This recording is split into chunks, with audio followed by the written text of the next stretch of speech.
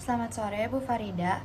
Pada kesempatan kali ini kami dari kelompok 7 akan mempresentasikan materi tentang pertahanan tumbuhan terhadap herbivora. Berikut ini adalah anggota kelompok kami. Yang pertama, ada pengertian. Pertahanan tumbuhan terhadap herbivora adalah berbagai mekanisme yang digunakan tumbuhan untuk mencegah, mengurangi, atau merespon kerusakan akibat hewan pemakan tumbuhan. Mekanisme ini dapat berupa struktur fisik, senyawa kimia, respon fisiologis, hingga interaksi ekologi. Lalu yang kedua, ada jenis-jenis pertahanan herbivora. Yang pertama, ada pertahanan fisik atau struktural. Lalu yang kedua, ada pertahanan kimia. Yang ketiga, ada pertahanan induksi atau induced defense. Yang keempat, ada pertahanan tidak langsung. Dan yang kelima, ada strategi ekologi dan perilaku.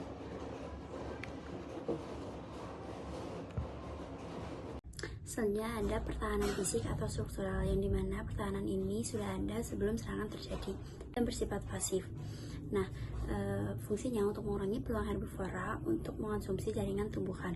Nah, yang pertama itu ada duri dan spina, yang dimana yaitu untuk mencegah mamalia herbivora untuk mendekat. Selanjutnya ada trikoma atau rambut daun yang berfungsi untuk melindungi permukaan daun dari gigitan.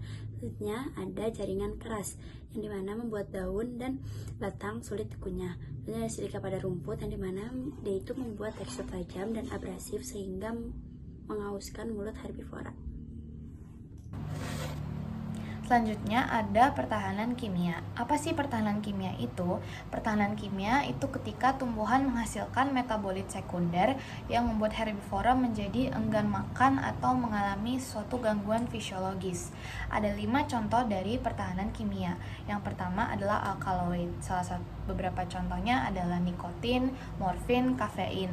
Dan mereka ini sifatnya racun ya, dan juga mereka itu mengganggu sistem saraf dari herbivora. Lalu yang kedua itu ada terpenoid. Contohnya seperti mentol dan piretrin. Mereka juga sama sifatnya toksik, beracun, dan repelen atau pengusir serangga. Yang ketiga ada fenolik. Contohnya seperti tanin. Mereka itu mengikat protein sehingga itu tuh menghambat pencernaan dari si herbivora. Dan mereka juga membuat rasa jadi pahit. Yang keempat ada glukosinolat. Mereka itu pada keluarga Brassicaceae seperti kubis, sawi. Lalu mereka juga menghasilkan senyawa beracun ketika jaringannya digigit. Yang terakhir ada lateks atau getah putih. Mereka itu sifatnya lengket, menutup luka, dan juga sekaligus untuk memerangkap serangga. Selanjutnya itu kita masuk ke dalam bagian pertahanan induksi. Ini adalah mekanisme pertahanan yang baru aktif ketika tumbuhan merasa sedang diserang, misalnya oleh serangga atau patogen. Jadi bukan pertahanan yang selalu aktif, tetapi muncul sebagai respon setelah adanya kerusakan. Yang pertama itu ada jalur hormon asam jasmonat atau JA. Jalur ini aktif kalau daun mengalami kerusakan fisik seperti digigit serangga. Setelah aktif, hormon ini akan memicu tumbuhan untuk memproduksi berbagai senyawa seperti toksin, protein menghambat pencernaan, dan zat-zat volatil. Senyawa-senyawa ini itu berfungsi untuk mengganggu atau menghambat serangga yang sedang menyerang. Yang kedua, itu ada jalur hormon asam salisilat atau SA. Jalur ini biasanya lebih dominan untuk melawan patogen seperti jamur atau bakteri. Tapi hormon SA juga bisa membantu tumbuhan merespon serangan lainnya. Jadi perannya itu cukup luas. Yang ketiga itu adalah produksi protein penghambat protease atau PI. Protein ini bekerja dengan cara menghambat enzim pencernaan yang ada di usus serangga. Akibatnya, itu serangga yang memakan daun tanaman akan sulit mencerna makanan. Pertumbuhannya menjadi lambat, bahkan bisa sampai mati. Dan terakhir, tumbuhan juga dapat menebalkan dinding sel setelah terjadi serangan. Penebalan ini membuat sel tanaman jadi lebih kuat sehingga serangan berikutnya akan sulit untuk merusak jaringan. Jadi, secara keseluruhan, pertahanan induksi ini membantu tumbuhan untuk bertahan hidup dengan cara merespon langsung bahaya yang datang.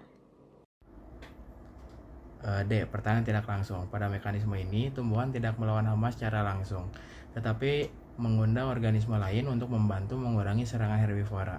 Jadi, tanaman memanfaatkan interaksi ekologis sebagai bala bantuan. Yang pertama ada HIPV. Ketika daun diserang, tumbuhan akan melepaskan senyawa volatil atau aroma tertentu. Fungsinya itu untuk menarik predator pemangsa herbivora. Contohnya ada laba-laba atau kumbang yang memakan serangga perusak daun. Menarik parasitosit, yaitu serangga yang meletakkan telur pada tubuh hama. Contohnya ada tawon parasitoid yang menyerang larva atau ulat. Yang kedua ada penyediaan nektar ekstra bunga. Tanaman menghasilkan nektar di luar bunga, misalnya di batang atau daun. Tujuannya menarik semut karena semut tertarik pada gula dari nektar. Semut kemudian melindungi tanaman dengan mengusir atau menyerang herbivora yang mendekat. Strategi ekologi dan perilakunya. Pertama, ada mimikrai atau kamuflase, yaitu kemampuan tumbuhan menyamarkan diri agar mirip dengan lingkungan sekitarnya sehingga tidak mudah ditemukan oleh pemakan tumbuhan. Kedua, ada daun gugur, di mana tumbuhan merontokkan daun untuk mengurangi bagian yang bisa diserang. Dan terakhir, ada pertumbuhan kompensasi, yaitu kemampuan tumbuh lebih cepat setelah bagian tumbuhnya dimakan, sebagai bentuk regenerasi untuk memulihkan diri. Strategi-strategi ini menunjukkan bahwa tumbuhan tidak pasif, tetapi memiliki cara aktif untuk melindungi diri dari ancaman di lingkungannya. 3 contoh kasus pertahanan tumbuhan. Yang pertama, ada jagung. Ia mengeluarkan senyawa volatil ketika diserang ulat untuk menarik parasitoid yang menjadi musuh alami hama tersebut. Kedua, ada asasia, menyediakan nektar ekstra bunga untuk menarik semut, sehingga semut dapat bertindak sebagai penjaga alami tumbuhan. Ketiga, ada pohon karet, mengeluarkan lateks lengket untuk memerangkap serangga yang mencoba memakannya. Keempat, ada sawi dan brokoli. Tumbuhan ini menghasilkan senyawa glukosinolat yang bersifat beracun bagi sebagian besar herbivora. Jadi kesimpulan pada presentasi kali ini, pertahanan terhadap herbivora itu penting untuk menjaga peluang produk reproduksi tumbuhan, mengurangi kerusakan dan kehilangan biomasa, meningkatkan keberhasilan adaptasi dan kelangsungan hidup, dan yang terakhir itu menciptakan keseimbangan ekosistem melalui interaksi tumbuhan, herbivora, dan juga predator. Sekian presentasi dari kami, kurang lebih mohon maaf. Assalamualaikum warahmatullahi wabarakatuh.